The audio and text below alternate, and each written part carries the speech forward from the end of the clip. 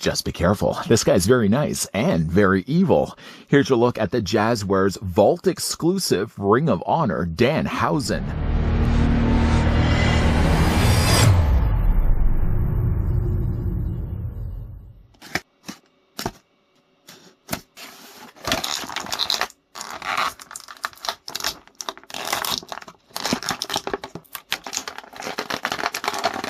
Play very nice and very evil with a Danhausen Vault exclusive. Featuring 25 points of articulation to land the very Knievel, this deluxe 6-inch action figure is inspired by Danhausen's match gear from Ring of Honor Final Battle 2020.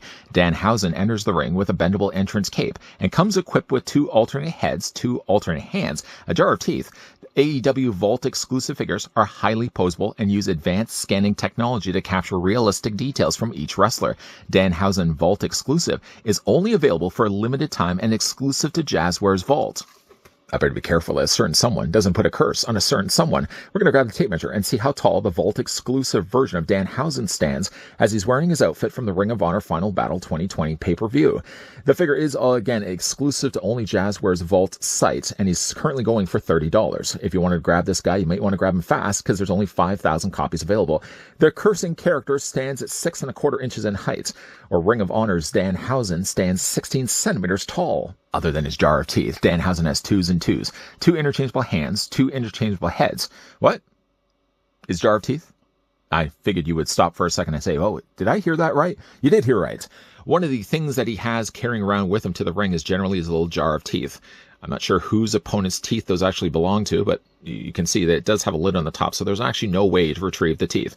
I'm sure the tooth fairy is just chomping at the bit to try to get these teeth away from Danhausen.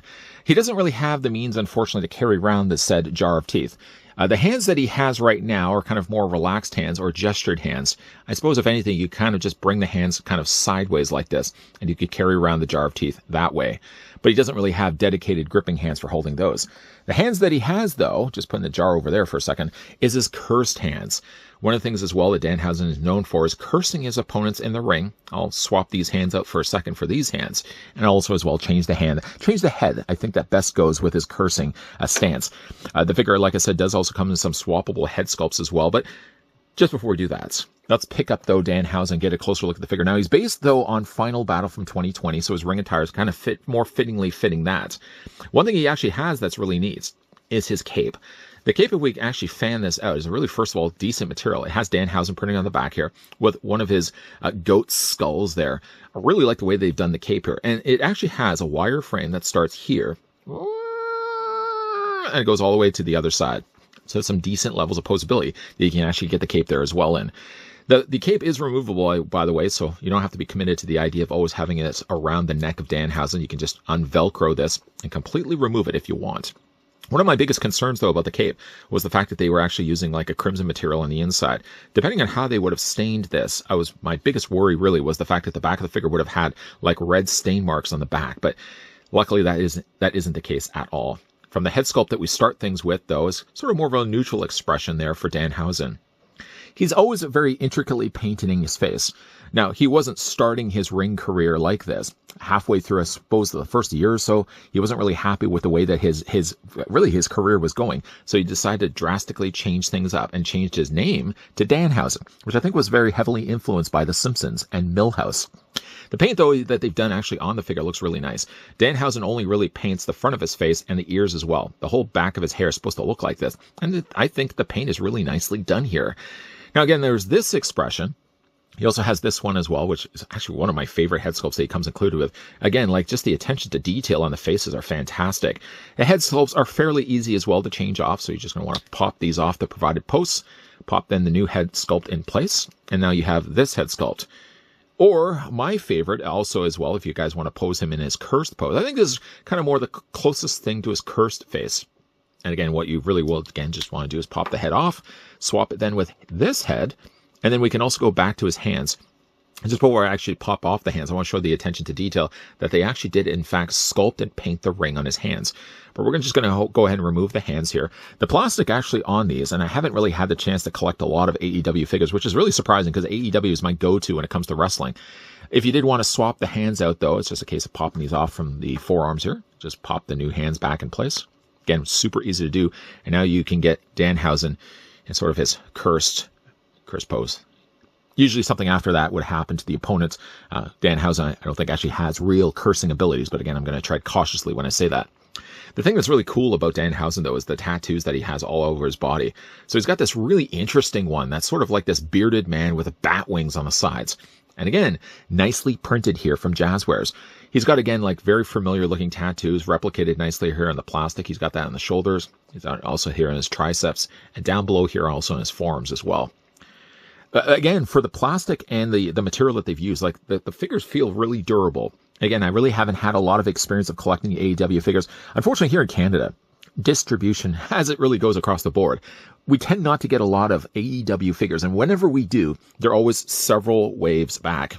I really like the look, though, of Danhausen, even though really more his ring gear is based on a Ring of Honor pay-per-view rather than AEW. It's, again, a really nice way of recreating I remember, in fact, watching this pay-per-view. It was actually a really good one.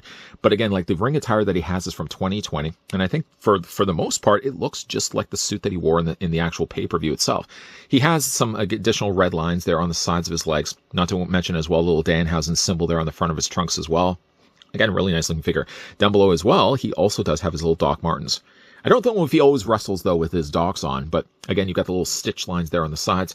Really, again, decent looking figure. Pegals on the bottoms of his feet as well. Now, for Danhausen's articulation, head's going to be on a ball joint. We've already kind of established the fact that the head is popping off and replacing pretty easy. But for the range, though, you can really have Danhausen's head looking pretty high up this way. Looking down, you can also move it as well, only slightly back and forth. That's the part where it's a little bit more limited. As for his arms, beyond the point, I would say even at 90 degrees, he actually goes even further than that. Arms rotate nicely all the way around on both sides. Figure does have a swivel in his bicep. A double hinge on the elbow. I'm really glad to see that Jazwares does use double hinges on their elbows. And then hands rotate all the way around with a hinge back and forth. Upper torso is going to be on a ball joint.